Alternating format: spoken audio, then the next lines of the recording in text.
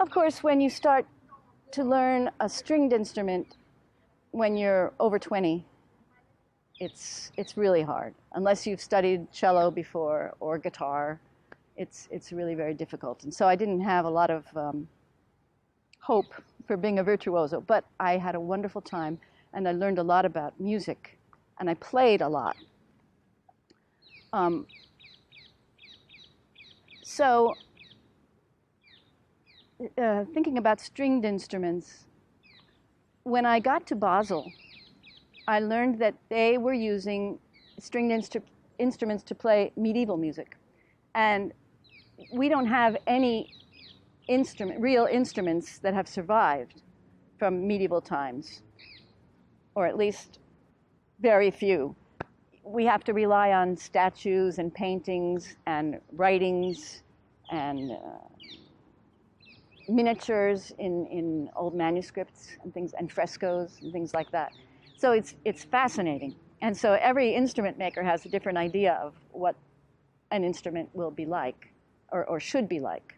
So I picked up an instrument that was called the fiddle. It's a medieval fiddle, also called the vielle.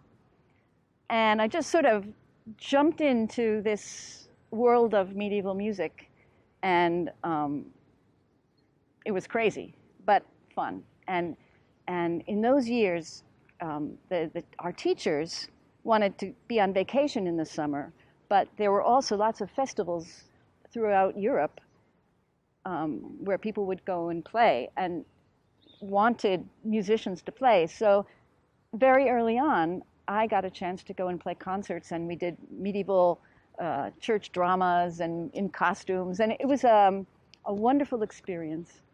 And so after spending very little time in Europe, I was already gallivanting around France and playing in these Romanesque churches. It was an amazing experience.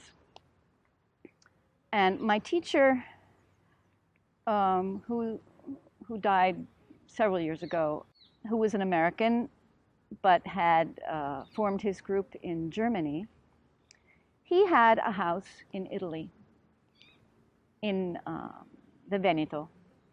And so, the other thing I wanted to say was that I went to Basel to study music, having only enough money to stay there one semester. That was my plan. I just want to go, see what happens, and then I'll go home and see what happens. I was a very see what happens kind of person. But in order to stay in Basel, I did babysitting. And I also did manuscript copying, mostly modern manuscript copying, music copying. So my professor, for whom I was babysitting his children, invited me to spend the summer, or at least a month, in his home in northern Italy. So that was my first experience with Italy, where I now live. It's taken me a long time to get to this point, but I finally made my way from Basel up to Paris.